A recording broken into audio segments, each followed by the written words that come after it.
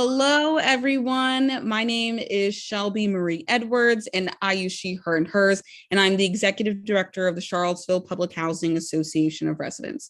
PHAR is a not-for-profit organization that is dedicated to advocating for and with public housing residents.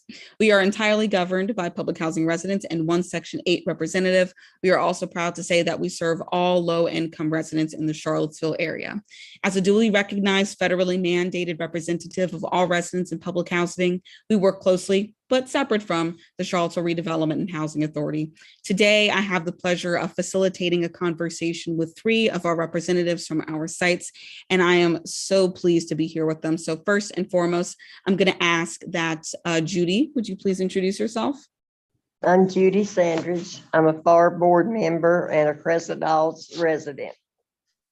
Thank you. Miss Alice, would you mind introducing yourself? I'm Alice Washington. I'm a Crescent Hall resident. Thank you. And last but certainly not least.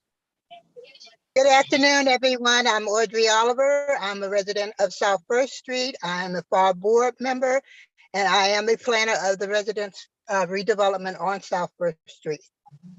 Wonderful. Thank you so much. A little bit later, I'm going to do some talking about PHAR's main focuses, but today we wanted to have a conversation about some of the going-ons in Charlottesville.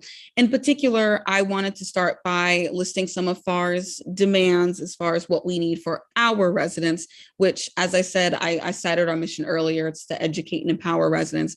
And first and foremost, CAT, the Charlottesville Area Transit, has moved forward with moving the Crescent Halls bus stop from in the very front of the building to across a few feet away, which significantly changes the quality of life for our residents, which I'm going to get some of the folks on our live here to talk about today. But we are asking for folks to make sure that the bus stop does not get moved. And you can do that by calling the city manager's office at 434-970-3101. We demand that one, CAT maintains the bus in front of Crescent Halls as residents have requested. This service is necessary for the folks who live in the building, all of whom are elderly or disabled. Number two, we understand that CAT would like to shift all services to 30 minutes, but they must find a way to do this appropriately under the current bus stop without interfering with the residents' quality of life so negatively. And third, this change threatens the ability to finish Crescent Halls on time. And speaking of Crescent Halls, I would actually love if Alice, would you mind talking to us a little bit about Crescent Halls, who lives there, why the community is so important. And then after we hear from you, I'm going to ask Judy the same question. We at Crescent Halls are either elderly or disabled. We need the bus stop in the front when they're coming back from shopping, because there are people in wheelchairs, we have people on walkers, we have people with canes. We have people that really can't walk very far with packages. We were told that we could have that. And we need it. Because you're going to get old one day. So you need to know what it's like to not be able to walk well, to have a wheelchair and trying to carry your groceries or your packages. Trying to be on a walker carrying your groceries and packages, having a cane in your hand, and to have to walk from that curb to the building is a lot for the elderly and the handicapped. And we actually need that bus stop in front of the building. It's a necessity. It's to help us have some kind of quality of life when we do have to go out and do stressful stuff like shopping. And then to worry about trying to get groceries and packages across the street. It's not fair to us as a people. Mm-hmm. So Yeah. we need you to change it back. And we were told when they started doing the renovation on Crescent Hall that you would be able to do that. So I don't know why it's a change all of a sudden, but we were told it could be done. And we would like to see it done. Mm-hmm. Mm-hmm. Miss Judy, do you want to chime in on any thoughts that you have about Crescent Halls, what the community means to you?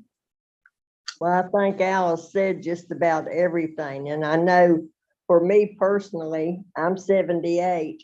There are times when my leg tries to give out on me. I could not walk that distance. I'm short of breath at times. I have to have oxygen with me. Other people do too, and they could not. That's a distance to walk, and we can't do it. And they did. They met with us. We had Zoom meetings and met with them in person, and they assured us that they would continue the same way it was. Mm-hmm. And I know that I was attending a meeting and they did reference moving it to 30-minute service, but what I've shared is yes, changing things to 30-minute service would be all good and fine, but we need to make sure that we're keeping a very resident-centered voice. And sometimes, you know what, that means we would want it in front. And I know that, and I'm going to turn it over to Audrey to talk about in a second, but I know that's something that CAT has referenced is wanting to increase ridership, but we know that increasing ridership means nothing if the people who switch to transit already have other means of transportation, i.e. UVA students. I get that potentially, you know, yes, we want a world where everybody can use mass transit, but first we need mass transit that everybody can use and where everybody who has no other form of transit can use it to get around. And Audrey, I know there was a time that you used the bus, right? Yes, I used the bus. I've used the bus ever since I was a little girl. I grew up in Charlottesville. My parents didn't drive. They didn't have a car, so we traveled by bus all the time. And you know, the bus stops were in communities for folks who really needed to use those stops. You know, people who work at UVA, housekeeping or cooks or the, you know, people who really didn't have cars and needed that transportation. Those stops was in those communities. When I look through the community now, I see that a lot of those stops has been taken away from those communities and put in communities where the students are, or in communities where, you know, they just live close by, but they took them out and moved them like 2 or 3 streets over. And I'm looking at Grady Avenue, for instance. You know, there used to be a stop there on Grady and 12th Street. And those bus stops have now been moved down to like 10th and a half, and up to 14th Street. That those bus stops serve the students. They don't really serve the people in the community who needs to get back and forth to work. But I also ride the bus, and I've been riding the bus for many, many years, up until December 6th of 2019, when I boarded the bus on South First Street and Elliott Avenue. Just as I went to sit down on, there was a collision with the bus and another car. And so my knees and my hip I was injured from that.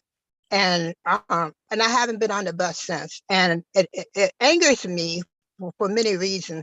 And one of the reasons is because I love riding the bus. I love riding the bus. You know, you meet a lot of your old friends and old neighbors and people that you just haven't seen in a long, long time. But it's also just convenient for me to go to my doctor's appointments, to go downtown, and I have to worry about parking, and I have to worry about paying for parking. You know, I was able to get a bus pass that I could, you know, put $20 on that pass every month. I was able to ride the bus, you know, every day, go wherever I wanted to go, as long as the bus, you know, was running those hours. And you know, I too am a senior, and you know, when I was riding the bus, I had to use a cart when I would go to a food line to buy my groceries. I had a little cart that I would put my groceries in, and I would, you know, pull it up the hill from South First Street, had to cross over the busy intersection down there, the busy dangerous intersection down at South First Street and Elliott Avenue. And I would have to pull that cart up the hill. And I did it for many, many years. And people in my neighborhood was like, it's too bad that you have to do that, because they saw my struggle. Me riding the bus, I see the struggle of the people at Crescent Halls, even when the bus pulls up to that door. When people have those carts on the bus, they're struggling to get them off the bus because they have to get them down the steps, and then they have to get it up onto the sidewalk, and then they have to pull them into their building. So it's even, like you said, it's a struggle. When you have a walking cane, I'm also a senior, and I deal with all of this. I deal with the same issues that they deal with at Crescent Halls. They just have better service than we did, because I don't live at Crescent Halls, but I still have the same issues. And so it's very, very, very important that they get the service back to that front door. It's been there for years. I don't know why all of a sudden, because the building is being redeveloped, that it has to change the bus stop there. It just doesn't make sense. I don't think this is something that we didn't agree to it. We made sure that Mr. Williams understood clearly that it was a must for that bus stop to go back to the front of that building. There was no misunderstanding or anything about that. So why did he go behind our back and present something to City Council that he did not agree with us? He did not have conversations with us about how he was going to make this decision.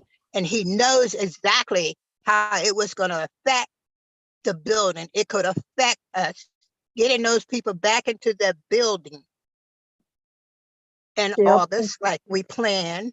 Because if that bus stop is not put back there, that whole entrance is going to have to be redone, and it could take months, as long as maybe up to a year, before we could get those people back in that building, if we cannot get that stuff, if we cannot get this straight.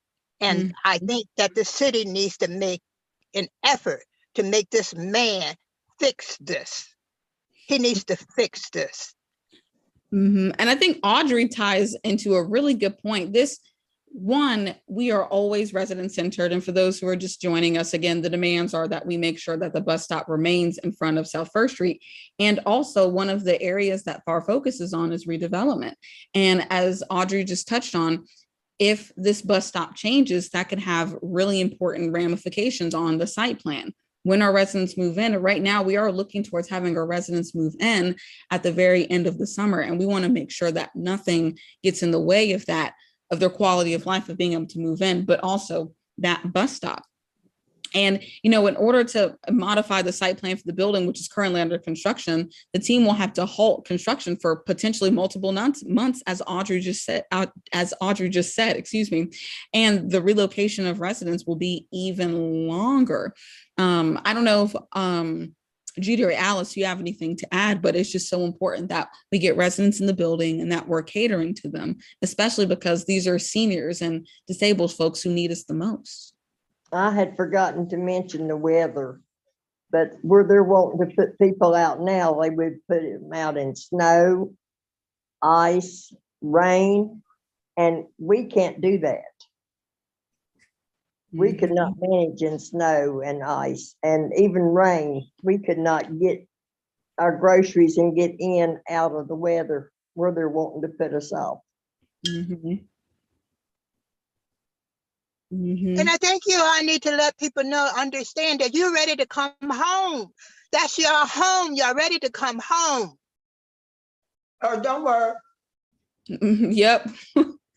We'll be there. And, we know that CAT has, sometimes in the past been able to help us, but we are asking for their help right now. We're looking for action right now for them to make sure that that bus stop stays where it is. Because I don't think people realize how much of a service it is to have the bus drop you off right in front of your building. I mean, even if the bus stop moves like 10 to 15 feet, that can make all of the difference to someone who's carrying their groceries, using a walker, using a wheelchair. Am I right? That's Yes. true. Yes, And they're talking about dropping them off over by the curb. There's some people can't walk that far with those packages. exactly. I'm in better shape than some of them, and if I had groceries, my pocketbook, say I use my walker so I have something to hang some of the bags on the car I'm on. You just think how heavy that walker is now that I'm trying to push. And I think another point that's really important is, yes, in the city of Charlottesville, we have Jaunt, and Jaunt Bus does offer door-to-door service, curb to curb. But right now it's free, but there's not always a guarantee that it's free. And just because Jaunt does it doesn't mean that CAT should be exempt from not doing it either. That is a very important service that we have. And I think that we would hope, and y'all correct me if I'm wrong, we would hope that CAT does what they need to do to make sure that the bus stop is ADA compliant so that we can have that door-to-door service that our residents need. But when you catch your joint bus, sure, it may get you there on time, but you may wait 2 hours or more for it to come back to pick you up. Exactly. Exactly. Girl went to the doctor, was through at the doctor at 10 o'clock. It was 12:30 before they picked her up. And And she you got see that happening. You see that happening over and over again. So yeah, they may get you there on time, but picking you up may be 2 or 3 hours later. your ice cream would be melted, your milk would be spoiled. Oh my goodness. Y'all are telling me new information. I'm glad I brought this up so y'all can educate me and the greater public for the folks who are listening. And they don't always pick you up on time. Right. Mm-mm-mm. And then you have to schedule what, 2 days, 3 days, a week, 2 weeks ahead before you can even get, and with COVID, I don't even know what it's looking like now as far as scheduling for them. So a question I have for all three of y'all to answer, and you can answer this as an individual or you can answer this on as a representative. I know that all of y'all are representatives and leaders in your own right, but if the bus stop changes, what does that mean for residents? Or think of it as, if the bus stop stays, what positive impact would that be for yourself or for the residents that we serve? Go ahead, Alice. Go ahead, Alice. Alice, go ahead. If it stays, it would give the residents a better way of life, getting their groceries there, feeling comfortable going out using their wheelchairs, their canes, their walkers, and being able to know, okay, when I get back home, I can set this stuff right here while I'm getting off the bus, or someone, will help them. They'll be right in front of the door. They can just go in. They don't have to worry about lugging stuff across the parking lot or having to set it on the curb and walk part of it over, then gotta walk back, then gotta do it again. Some people couldn't do that. Helping your elderly. Helping the elderly to live at least a comfortable life. Having something consistent where they can still do for themselves with just a little bit of help.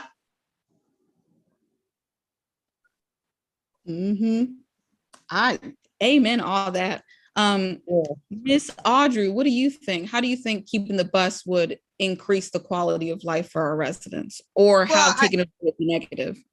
So if it would create more stress just for people to be able, like I see what they go through when they get off the bus there.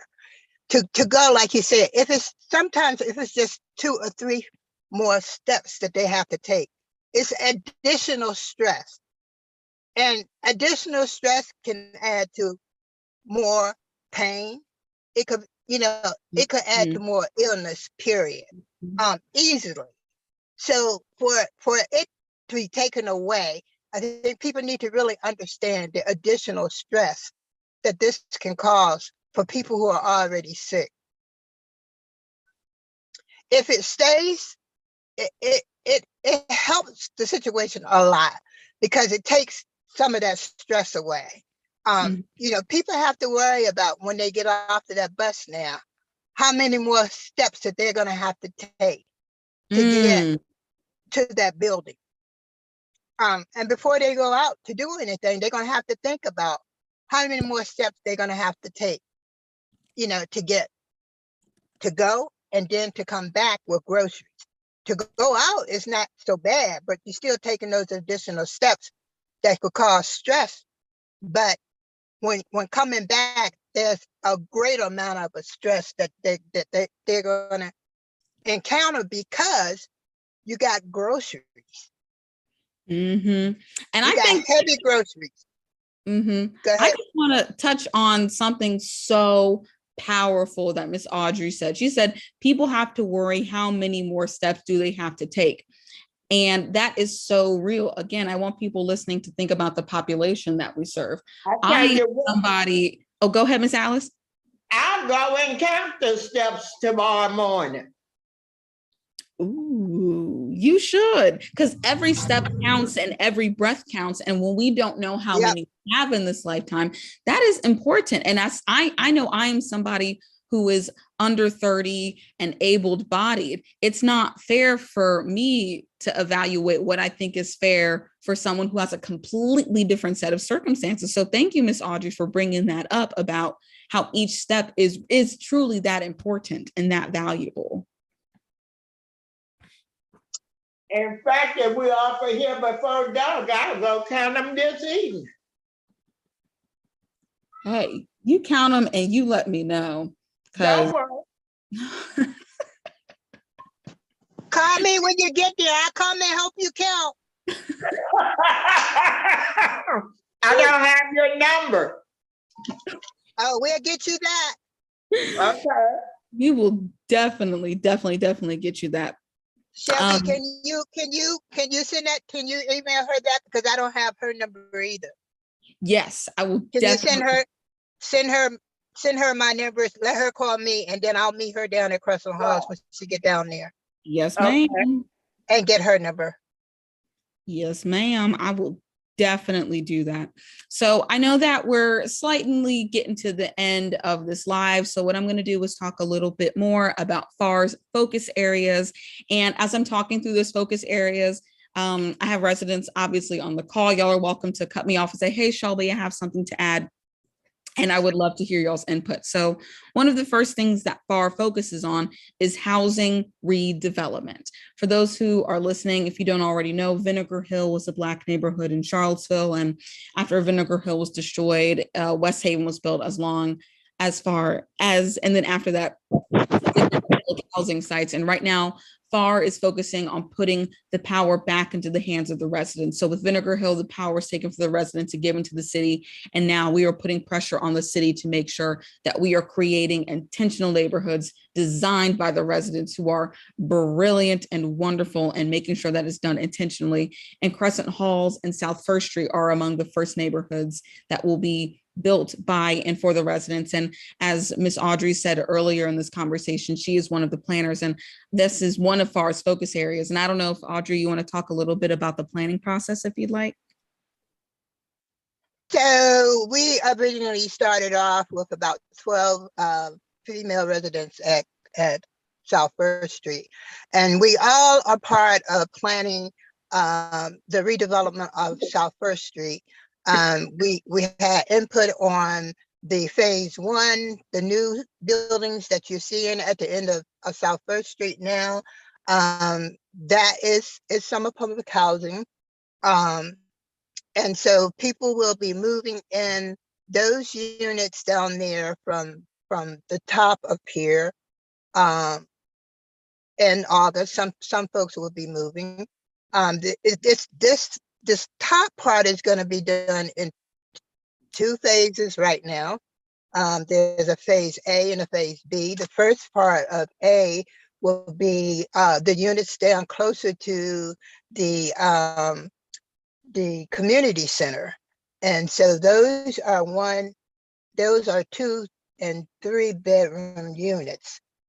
Those folks will be moved first because the new units are 1, 2, and 3 bedrooms. And so we have folks who are in units that only one person are living in and might be in a 3 bedroom unit as myself. I will have to go from a 3 bedroom unit to a 1 bedroom unit. It's fine with me because I'm the only one. I don't need a 3 bedroom unit. And so we have some other folks who are in the same situation that I am in. They'll go to 1 bedroom units or they'll go to 2 bedroom units, whatever units they need. They will not get to live in a 5 bedroom unit with 1 person, or a 3 bedroom unit with 1 person, or a 2 bedroom unit with 1 person, because the need is for other folks. So they will go first to those units down there. And then once they move out of here, those units up on the top will be torn down. And the 4 and 5 bedroom units will go in. The community center will come out, and the 2 and 3 bedroom units on this end, on the lower end, right by the community center, will come out. And then the 5 bedroom units will be built there. There's some 5 bedroom units that will be built there. And then the 5 bedroom folks will move to some of those units. Now the plan changed all the time. So now we were going to do it in phases, but now they're not sure. They think that we might just do the whole community at one time, which would be better. Then the relocation will look different for the 4 or 5 bedroom units. They probably will have to go to either other sites, or they will have to go to do vouchers or whatever. And then once the units are completed, the new units are completed, they can move back. But it's a lot that goes into the redevelopment. We need as many residents as we can to support us, to be at these meetings, to help us redevelop your sites that you're living on. It's very important that people have input, and we've been struggling trying to get residents to be a part of the work. But as we move forward, we're going to be running into all kind of issues. What is affecting Crescent Halls right now, it's not affecting the units that you're living in right now. But as we start redeveloping these units, we're going to all have some kind of issues that we're going to have to pull together and work on together. And we need people to understand that, who's living in public housing, that we need this. This is another fight, just like Vinegar Hill. This is another fight because they don't want poor people to have anything in this town. You can see what's happening all through this town and all around us and all of our neighborhoods that we grew up in. We can see what has happened to these neighborhoods. They want the same thing to happen to public housing. And if we're not standing strong, if we're not supporting each other, that's exactly what's going to happen. We know that there's nowhere in the city of Charlottesville that we can afford. Most of us, even those who are working and making decent money in Charlottesville, if school teachers and firemen and policemen can't afford to live in the city of Charlottesville, then how is public housing residents are going to afford to live in this town? The only way we can do it is to build public housing, and we build strong communities, and we need everybody's support to do that. Amen. Yes. Amen. Ashe, and I agree. That was all of what you said was just so powerful. I feel like a lot of what you just said, I'm gonna continue to process. And I hope as everyone's listening to this conversation, we're thinking intentionally about everything that Miss Audrey just said. We are literally changing systems and power dynamics. And there's nowhere else in the country where that's happening. I mean, and Audrey and Alice and Judy as residents can attest to this, but we are doing redevelopment where the residents are helping to plan it. Oftentimes the residents are in the room, and every resident who can come back will be able to make that choice to come back. No, there's literally nowhere else in the country where this work is being done as radically as it is being done in Charlottesville and Thomas Jefferson's city, which I shouldn't even give him that credibility, but it's important that we look at the context of history as we continue doing this work. So as I said earlier, housing redevelopment is the first focus area of PHAR. The second focus area of PHAR is our PHAR internship program, which I believe are all three of y'all graduates. I can't remember, but there are at least. Yes, I am. I'm not.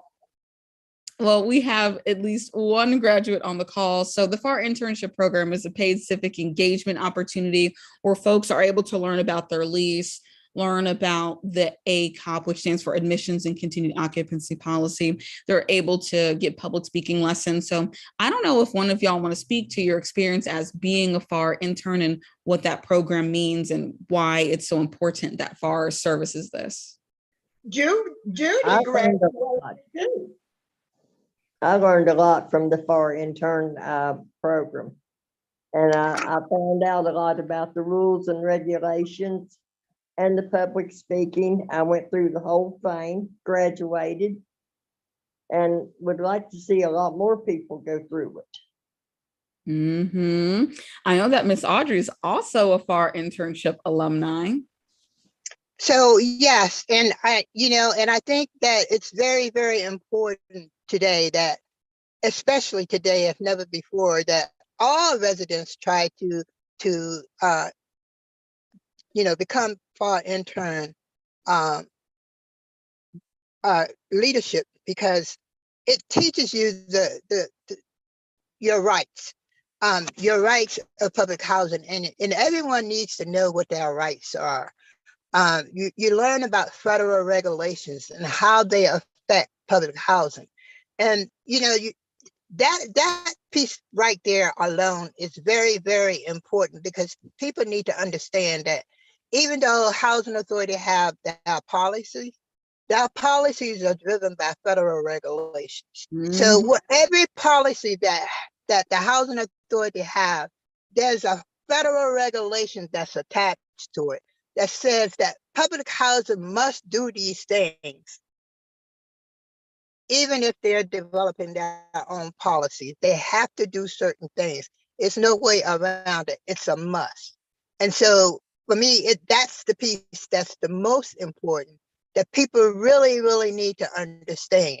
The other piece of it is Public Housing Association of Residents, better known as PHAR. It's 964 policy that allows the residents to be able to become leaders in the communities with the understanding of what you are allowed to do. That also is a policy that's federal regulated, that PHAR doesn't do what they want to do. That's also a federal regulations that's attached to that allows us to become public housing associations. So it's important that people understand these regulations, because that's what gets you through public housing. That's people think that they can get away with a lot of stuff a lot of times, just by doing stuff and then going to the property managers or going to the executive director and thinking that they can fix some things, and sometimes they can. But even with fixing stuff, is a federal regulation attached to it. So there are certain things that they can fix. There are certain things that they can't fix.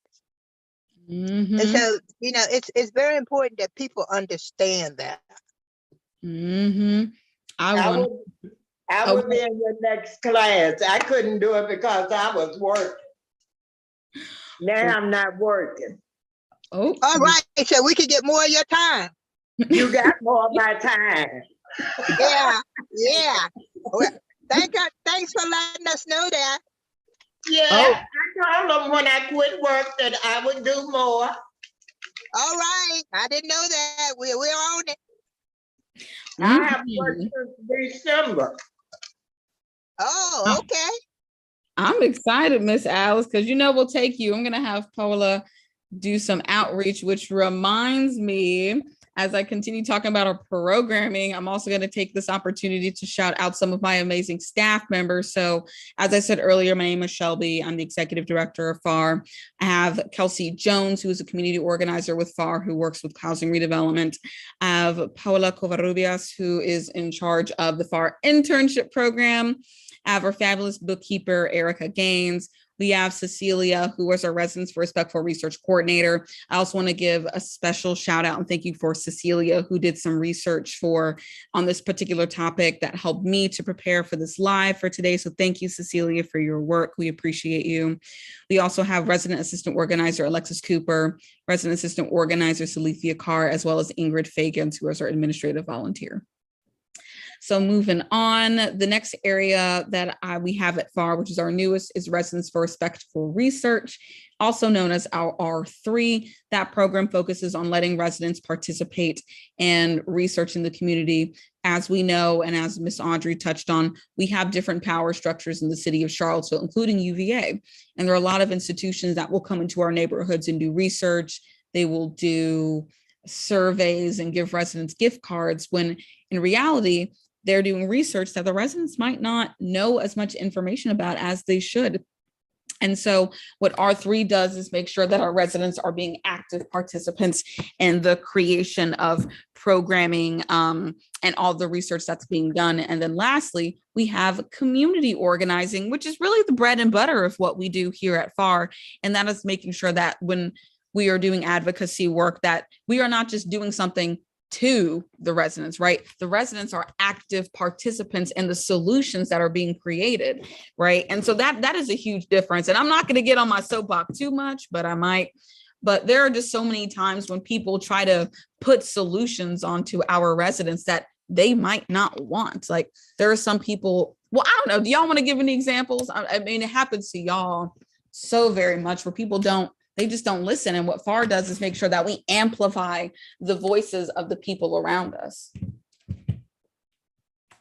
And y'all are also active participants. So it's not like, I think Audrey said this earlier, but it's not like PHAR decides what we think is best and then we do it. No, our decisions are actively created by the residents that we serve. And that is what makes us different at PHAR. We are Black-led, Black-run, and governed by mostly Black people.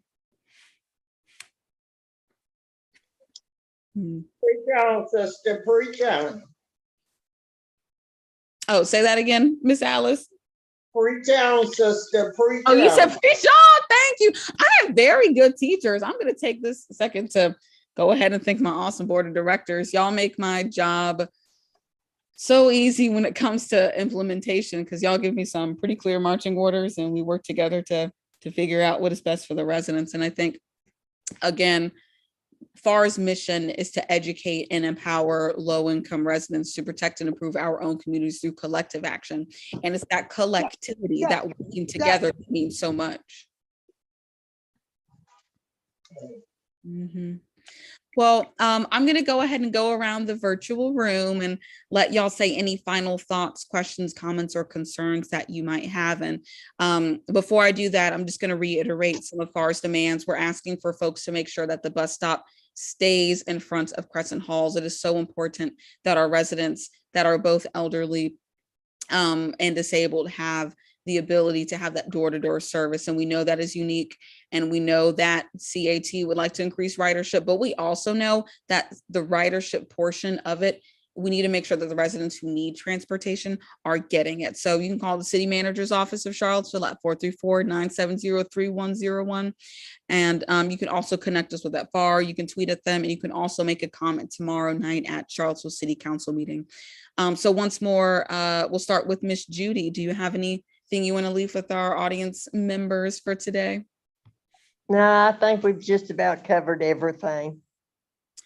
All right. So far to date. Miss Alice, do you have anything you'd like to add? Work with PHAR. Be involved in your community. Mm-hmm. I agree. And then last but certainly not least, Miss Audrey, is there anything you want to leave us with before we leave? Yes, I just want people to stay tuned for the next couple of weeks as to what's going to happen with the entrance of this Crescent Halls building. That's what's really pressing us right now, and that's what we need the most support on right now. And so I'm just begging people, if you have family there, if you have friends there, if you just care about the folks there, just stay in touch and do what you can to help out. We're not asking for a whole lot, but just to call the city number and talk to them about what's happening and having them to help us fix this so that we can get these people back home. I agree. I know that go ahead. I know that Audrey said something right before we started this podcast, YouTube live situation. She said that it's important that we have our ears and eyes open, and that we're making sure that we know that Charlottesville has systemically left out lots of different people, including people who are low income. And so we're asking that everybody just make sure that the city of Charlottesville, CAT, and to be clear, we are not going to call out any particular one person in this moment, but it's important that we're making sure that they are not cutting off services to our low-income residents. And PHAR's job is to advocate for all low-income residents in the city of Charlottesville, not just public housing residents, although that is historically where we focused on. So I just want to say once more, thank you so much for the folks who have tuned in today. Please make sure that you keep posted. You can follow PHAR at pharcville.org. On our website. You can also follow us on Instagram, Facebook, Twitter, TikTok, all of that good stuff. We'll be keeping you all posted. And once more, thank you so very much. And we will